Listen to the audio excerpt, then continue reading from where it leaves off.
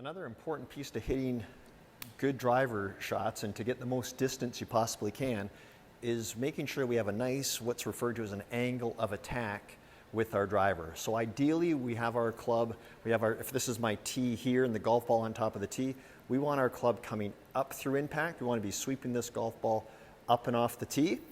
So what we have here for our drill is I have my rubber tee and I've just placed a sponge about, let's say the width of my driver head on the target side of the tee. So if you'd imagine putting a ball there, or why don't I just put a ball there?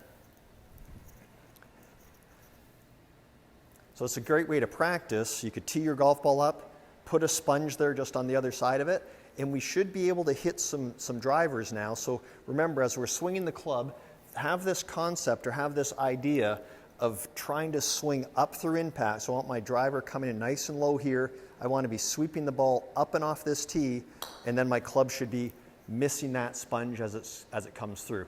If we start with that focus and that intent, it's easy, then your body will just allow to self-organize itself there, so it'll reorganize around that task of swinging up.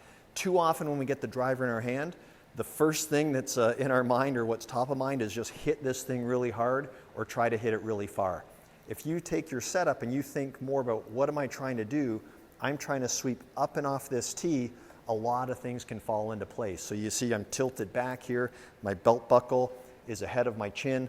Those are all things we want to see in your swing as far as the posture and what your body's doing, but we want those to happen just by themselves. I don't want you thinking about what your body's doing a whole lot. I want you thinking about what is this club doing. So it's a great drill. You don't need a ball. You can take some swings, do it nice and slow. Just think of having the club come in here, clip the top of the tee, and miss the sponge. If you're doing it incorrectly, you'll find yourself coming down and you're going to get that feedback that you've struck the sponge.